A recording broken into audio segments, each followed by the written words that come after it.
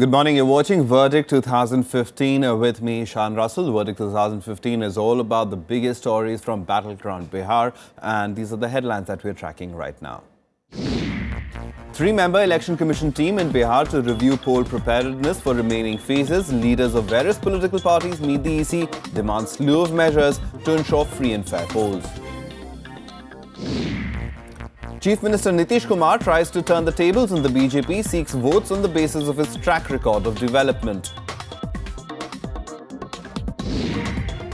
It's a prestige battle in Mahua for the RJD. Party Chief Lalu Yadav's elder son is contesting from here. Our top story this morning, the three-member Election Commission is on a two-day visit to Bihar to take stock of preparedness for the remaining phases of the Assembly elections. Chief Election Commissioner Naseem Zaidi and Election Commissioners A.K. Jyoti and Om Prakash Rawat met representatives of various political parties to get feedback and suggestions. Parties demanded a slew of measures to ensure free, fair and peaceful polling in the remaining phases. The major demands included deployment of central paramilitary forces at booths, steps to maintain communal harmony during the festive season, and checks on announcement by central ministers that may work as inducement to voters, and monitoring of paid news, among others.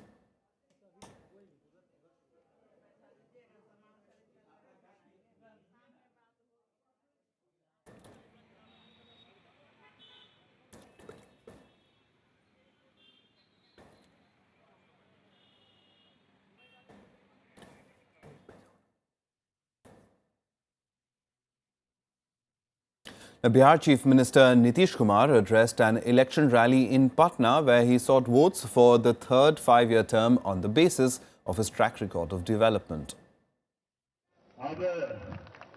Bihar Chief Minister Nitish Kumar trying to turn the tables on the BJP by seeking votes on the basis of his track record of development. Addressing a public rally in Patna, he alleged that the BJP had betrayed the people by not walking the talk on development. देखिए, हम काम के आधार पर vote मांगने हैं। भाजपा के लोगों की राजनीति अलग है। वो तरह तरह का वादा करते हैं और चुनाव के बाद वादे को भूल जाते हैं। हमने 10 साल काम किया। Patna will go to polls in the third phase. Nitish Kumar urged people to maintain peace and harmony during the voting, which will be near the festive season. हम विनम्र प्रार्थना करेंगे। दशहरा और मुहर्रम एक साथ आ रहा है। सद्भाव के माहौल को कायम रखिएगा और सद्भाव का माहौल कायम रखे रहेगा तो बिहार को आगे बढ़ने से दुनिया की कोई ताकत नहीं रोक सकती। The third phase of election will be held on 28th of October. The first two phases saw a 55% voter turnout across 81 constituencies. Bureau Report, Rajya Sabha TV. Now, as far as the Bihar elections are concerned, the rallies are on in full swing. The third phase gets underway shortly, and the Election Commission, the whole team is in fact on a visit to the state to discuss preparedness. As we told you, leaders of various political parties also met the Election Commission and have demanded a slew of measures. In fact, the three-member team is in the state reviewing preparedness, led by Chief Election Commissioner Naseem Zaidi. The Election Commission is looking at all matters relating to ensuring that polling in Bihar remains peaceful and there is no kind of any untoward incident. So the Election Commission taking stock of the situation with all political parties there. And we're joined by Neeraj Sahai, a senior journalist from Patna, to help us understand. Neeraj, as far as the Election Commission and its visit is concerned, first let's talk about that. And given the fact that the political parties are asking for a slew of measures, how do you see poll preparedness in Bihar? There hasn't been many incidents of violence or booth capturing as was the norm earlier. So this time the Election Commission is, as per my assumption, the preparation is because last phase election, the second phase that was concluded on 16th, the phase was second phase was election was conducted in 6 districts, and It included 30 in total 32 Vidhan Sabha constituencies, out of which 23 were Maoist affected. But in Toto, the whole poll process went peacefully. I think this proves that the deployment of central forces by Election Commission is up to mark. And let's hope for the next 3 phases, which are to be conducted on 28th, 1st, and the last phase in month of November. All right, Neeraj, we'll leave it over there. But thank you very much for joining in from Patna to help us understand as far as the Election Commission's role is concerned in the polls over there. Now, moving on to a constituency profile, and we're talking about Chhapra because Chhapra is the birthplace of Jaiprakash Narayan and is going to the polls on the 28th of October. Even after years of representation in the assembly by former Chief Minister Lalu Prasad, the district remains marginalized even today. Chhapra is the district of Jaiprakash Narayan, the hero of the revolution that followed the emergency. The Janata Dal family has been the undisputed leaders of Chhapra for a long time. It won't be wrong to say that Lalu Yadav has been the political identity of Chhapra for a long time, since 1977. But his popularity has been on the wane in recent decades. In the last Lok Sabha elections, Lalu's wife and former Chief Minister Rabdi Devi lost to the BJP's Rajiv Pratap Rudy. Despite these setbacks, Lalu Yadav plays an important role in the politics of Chhapra. After joining hands with Nitish Kumar, the political equations in Chhapra have been altered. But there is no dearth of issues in the former Chief Minister's constituency. वर्षों से जिन मुद्दों पे हमेशा से candidates लड़ते रहे हैं उसका कोई समाधान अभी नहीं हुआ है. In the 2010 elections, the JDU bagged 4 seats and the BJP and RJD bagged 3 seats each. The BJP won from Taraiya, Garkha and Sonpur in 2010. The JDU won the Pasra, Amnor, Manji and Ekma seats, while the RJD bagged the Baniapur, Chhapra and Madhor seats. The BJP is contesting on 8 out of the 10 seats this time, while the other NDA constituents will be contesting in the remaining 2 seats. On the other hand, the JDU will contest from 2 seats here, while the RJD will fight from 7 and the Congress on 1 seat from this assembly constituency. All parties are confident of their victory. हमें अन्य राज्यों में जिस प्रकार से अपनी Bharatiya Janata party की सरकार चला रहे हैं और विकास करके दिखाया है, वह स्वरूप बिहार में भी दिखाई देगा. आरजेडी को लोग नकार नहीं रहे हैं. वो कल जो घर घर मोदी कह रहे थे, आज गड़बड़ मोदी कह रहे हैं. One of the main issues plaguing this region is a lack of any good educational institution. Also, lack of a good hospital is testimony to the poor health infrastructure here. Unemployment is also a big issue with mills shut. But despite such pressing issues, politics continues to be played on caste lines. यहाँ समस्याओं पे नहीं लड़ा जाता है, ज्यादा जात के आधार पर लड़ा जाता है. जब आप इलेक्शन के 2-3 दिन पहले रातों रात यहाँ पे वोट जो है कन्वर्ट हो जाता है जात के आधार पे. The only concern among locals is whoever comes to power, they should work towards resolving issues plaguing the area. Ravindra Sharan's report for Rajya Sabha TV. Now, shifting focus to Hajipur, where banana plantations are a source of livelihood for the farmers there. But lack of investment on industries has meant that the farmers have not been able to reap the real benefits from their produce.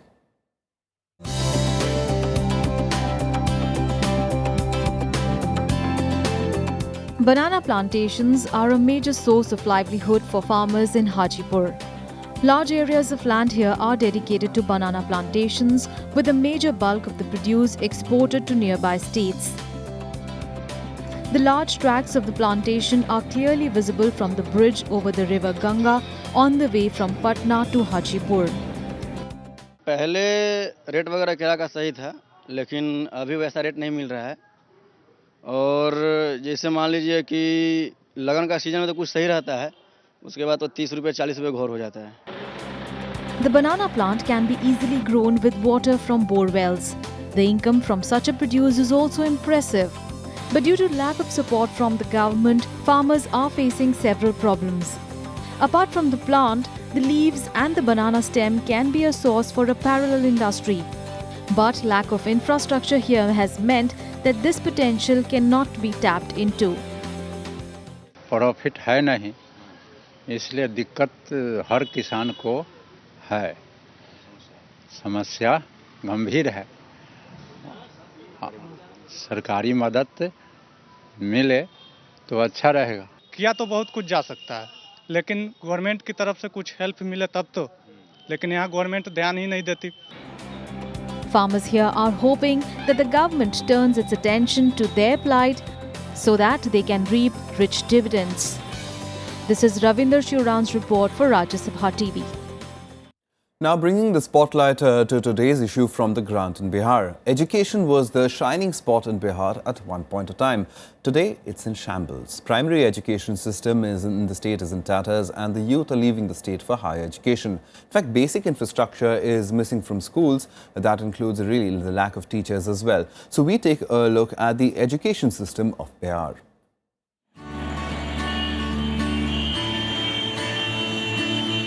A dusty road leads to this school. This is not an institution in some remote area of Bihar. This school is situated in Patna district, barely an hour's drive from the city centre. The sight of this well-maintained building is but a farce, because the reality is quite the opposite. There are posters promoting the importance of safe drinking water. The children are dressed in uniforms. All signs that there has been a marked improvement in the standard of education. But take one step inside and the reality hits you. The responsibility of teaching this whole lot of students rests upon just one teacher. 1 to 5 तक madam कोई special विषय का बहाली नहीं होता है, वो सब जनरल 5 तक पढ़ाए सभी सब्जेक्ट पढ़ाने के लिए होते हैं madam. Students of 3 different classes share a classroom. Even though 3 teachers have been assigned to this school, currently only Jitendra Prasad is holding the fort here. The other 2 teachers are away in Patna for training. हमारे यहाँ शिक्षक आज जो है ना 4 दिन के लिए पढ़ो पटना के प्रशिक्षण में गए हुए हैं, तो अकेले हैं तो 2 क्लास एडजस्ट कर पाएंगे, और यदि सभी शिक्षक रहते हैं तो हम क्लास लगाते हैं, जैसा कि देख रहे हैं 2 क्लास मेरा बंद है, तो अकेले रहने के कारण फर्स्ट और सेकंड क्लास उसमें बगल वाला में है और 3, 4, 5 इसमें है madam. The students themselves are clueless about everything from the syllabus to what they're being taught. The worst part is, this is not an isolated case. The situation is almost the same everywhere from Patna to Kishanganj, from primary education to secondary. गणित की किताब हिंदी का, English के. English में क्या पढ़ाया आज? आज नहीं पढ़ाए. अच्छा, गणित में क्या पढ़ाया? खाली लिखना लिखाया है. गणित में क्या पढ़ाया था? समय सारणी. नहीं, समय सारणी तो ठीक है, लेकिन आज पढ़ाया क्या था इसके अलावा? कैसे बनाते हैं समय सारणी? ऐसे. All these students have high hopes for the future. Some want to be doctors, some engineers, and some even government officials. But seeing the dire state of education here, their dreams are bound to die young. While the introduction of para-teachers brought the promise of employment, it also brought along a worry about falling standards. The ASER report of 2014 says that the percentage of students enrolled in schools in Bihar is between 50 and 59%. This figure is among the lowest in the country. In 2013, only 7.7% students sought admission to private schools. The figure went up to 11.2% in 2014. The report also highlights the poor standard of education in the schools in Bihar. Arfa Khanam Sherwani's report for Rajya Sabha TV. And let's go across to Patna, from where we are joined by senior journalist Neeraj Sahai. Neeraj, as far as education is concerned, now we played out a story from being really the hub of education at one point of time. Bihar's really gone down. Is this a priority in these elections? Are the people talking about it? Are the politicians talking about it? Not exactly in real sense of the term. As far as your comment is concerned, as regarding the education hub of Bihar, Bihar used to be considered as the education hub of Bihar. I think it continues to be so. But as far as primary school or government schools education is concerned, the situation seems deteriorating, except 1 or 2 government-run schools. One is in Jamui, which is Simultala, which has produced, given tremendous, very good results. But overall, as far as education is concerned, the condition is not up to mark, and as per me, Bihar in this time's Vidhan Sabha election, this thing, I don't think it's an election issue. All right, it might not be an election issue, but when politicians then talk about development, what are they talking about? Because the conversation certainly seems to have gone back to development. We just played out a story a little while ago where we heard Nitish Kumar saying that the people will vote him back to power on the basis of the development that he's done over the past 10 years. And the BJP also going on that development plank. So what kind of development are they talking about?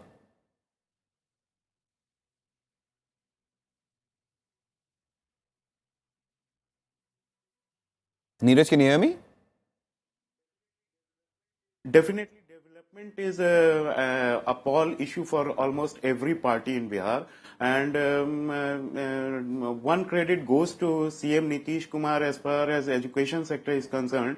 That is that can be reflected when as far as glamorization of education, especially if government schools education is concerned, by providing cycles and remuneration to students. Few changes can be seen on the highways of Bihar when you find girls going to school on cycle, etc.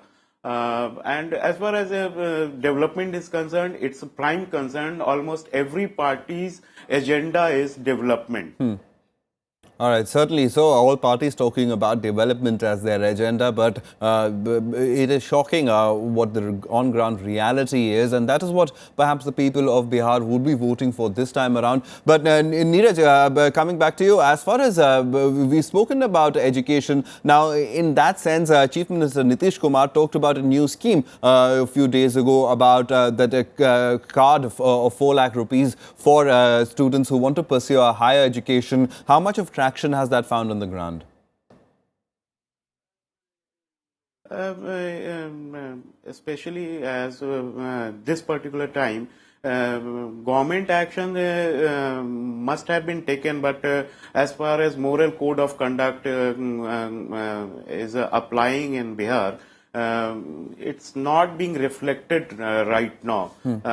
Maybe it will be more visible after poll process ends. All right, Neeraj, we'll take a very short break over there. We'll ask you to stay on with us because I'd like your comments on a few other stories as well. On that note, we'll take a very quick break and we'll be right back with Verdict 2015.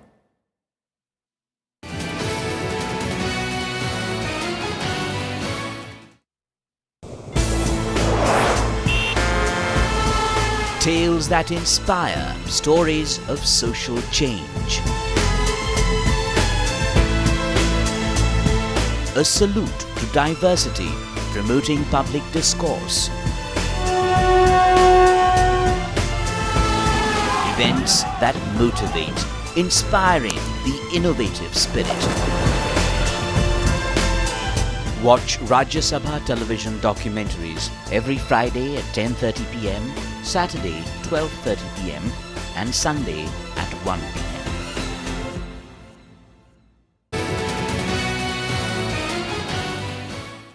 Welcome back. You're watching Verdict 2015.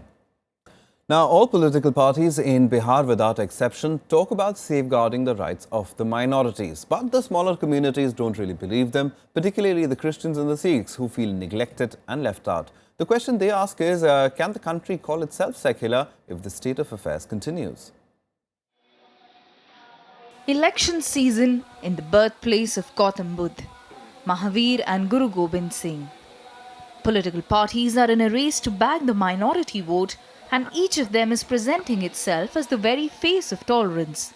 The prize is the small minority groups, for each can be seen as a compact vote share. But the Sikhs don't seem to be figuring in anyone's calculations yet. हर सरकार से हम लोग की एक तकलीफ जरूर है, वो हमारी एक तकलीफ ये है कि हम लोग चूंकि वोट बैंक हम लोग का है नहीं, हम लोग बहुत कम अल्पमत है, इसलिए हम लोग की सरकार सुनती नहीं है. The Christians are facing almost the same set of problems. The common complaint is because of their relatively smaller numerical strength, no political party thinks it's worthwhile to pursue policy alternatives for them at the centre. Christians argue this is so even when their contribution in health and education is as good, if not better, than any other community. हम लोग minority में minority है और ये बात तो एकदम ठीक है, साफ है। हम वोट बैंक तो है नहीं, वैसे भी 2.5% हमारी आबादी है। वोट बैंक नहीं होने के कारण कोई भी जो राजनीतिक दल है उसका कोई ध्यान हम लोगों पर नहीं है। According to the 2011 census, Bihar has 1,29,247 Christians, 23,779 Sikhs, 25,453 Buddhists, and 18,914 Jains, and 13,437 people of other assorted faiths. Among the religious minorities, Muslims number the highest at 1,70,000 people.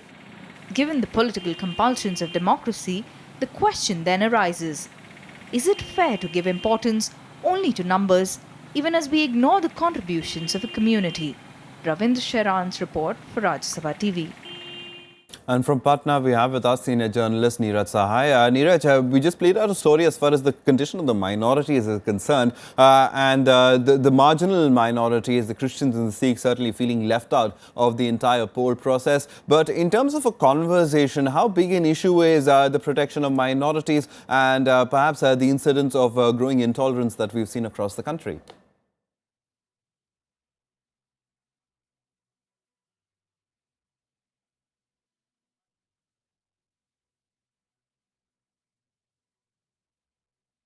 Neeraj, can you hear me?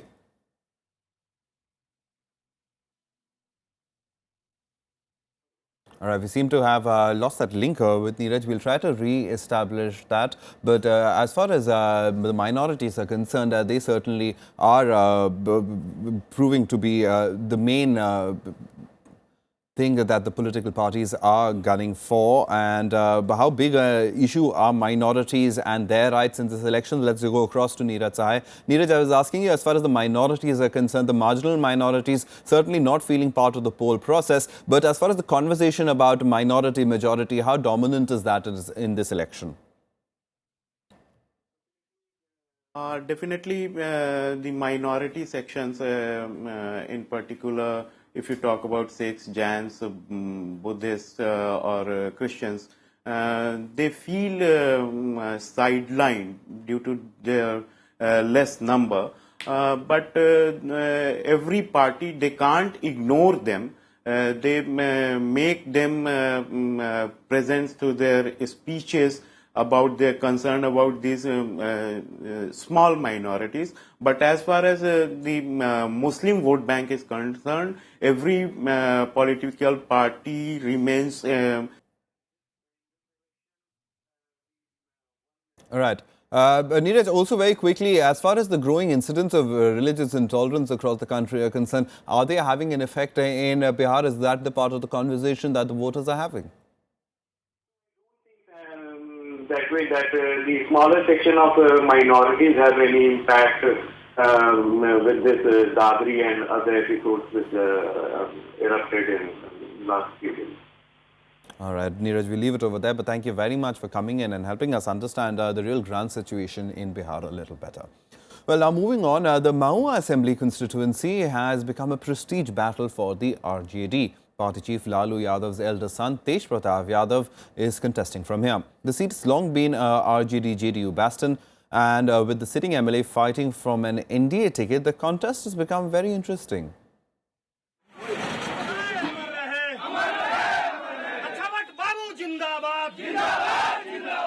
The Mahua Assembly seat in Vaishali district has become a VIP hot seat. The reason being, former Chief Minister and RJD Chief Lalu Yadav's elder son Tej Pratap Yadav is fighting from this seat. The NDA has retained sitting MLA Ravindra Rai from the seat to contest against Tej Pratap. The assembly seat has been a JDU stronghold for a long time. The seat has become a prestige battle for Lalu Yadav. Lalu's daughter Misa Bharti is in charge of Tej Pratap's election campaign here. हर एक 5 साल पे कोई ना कोई विधायक और MP बनता है, फिर भी ये स्थिति है, तो ये महुआ का दुर्भाग्य है। और मुझे लगता है कि अब महुआ के लोग तेज प्रताप को अगर अपनी विश्वास तेज प्रताप में दिखाते हैं, तो मुझे लगता है कि क्योंकि मैं एक बहन होने के नाते, मैं पार्टी के नाते नहीं कह रही हूँ, मैं एक बहन होने के नाते मुझे लगता है कि तेज प्रताप इस समस्या से जरूर निजात दिलाएगा। In 2010, the JDU won the seat with Ravindra Rai emerging victorious. Now Rai is in the fray on an NDA ticket. तेज प्रताप जी को तो छोड़ दीजिए, उनके पिता श्री लालू प्रसाद यादव जी को हम चुनौती देते हैं कि महुआ के ऐतिहासिक गांधी मैदान में हम ही से खुला बहस कर ले, और 35 वर्षों में वो क्या किए और 3.5 वर्षों में के कार्यकाल में मैंने क्या किया, उस पर बहस हो जाए और लोग उस पर फैसला कर देंगे. Mahua has been known for its indigo and tobacco production, but now things are changing. There are 36 panchayats in this constituency. Apart from education, infrastructure, electricity and water, unemployment is a big issue here. विकास चाहिए, शिक्षा, पानी, रोजगार, युवा को और क्या चाहिए, जातिवाद का खत्म. There are a total of 2,07,869 voters in this constituency. Approximately 21.49% voters are from the scheduled castes. About 15.69% of the voters are Muslims. This area is still an RJD-JDU bastion as candidates from these parties have been winning elections since 1990 here. Ravindra Sheran's report for Rajya Sabha TV. Now, the Nalanda International University in Rajgir, the first capital of the ancient Mauryan kingdom, started its academic session last year. With 15 students in the School of Historical Sciences and the School of Environment and Ecology, the university completed its first year on the 1st of September. Against the backdrop of the assembly elections, our correspondent Niru Vyas spoke to the students and faculty about teaching and learning. What is the need of another Nalanda? Well, one short answer to that would be none of the 687 universities is Nalanda University. Okay. And there was clearly a need for a university that would carry forward the legacy of old Nalanda, draw inspiration from it. And what new Nalanda is aiming to do is draw from the best traditions of old Nalanda. Okay. It is also an inter-Asian university, a university that focuses on re-establishing the links that India had with Asia in a different era, okay, and to try and replicate that. Okay. And it is a research university. It's different from just a mass teaching university. This is a research university, and in an educational landscape where a large part of our higher education institutions have to devote themselves also to educating everybody, there is also space for the high-end research university, and Nalanda is designed to be that. Okay, so if I were to ask you, Professor, what would be that one USP in maybe 2 lines you would say about Nalanda? What is Nalanda all about? Well, I think it's an extraordinarily inspiring enterprise, if you like, an inspiring project that inspired me to come here and leave a permanent position with many kinds of facilities that I had overseas. Okay. And to contribute to the growth of open, liberal, independent and critical thinking and ways in which we train students to respond to the many complexities of today's world. But what really mesmerizes me, that when you talk about an international university with a liberal mindset, liberal arts, and setting up the regional cooperation as its main plank, the biggest question is that why, of all the places, Rajgir, a backward place, why would the international faculty really get attracted towards a place like this? If I could ask you, Professor, you from which place? Well, I'm from Chicago. I did my degree in Chicago, okay. U.S. So what really attracted you to this university?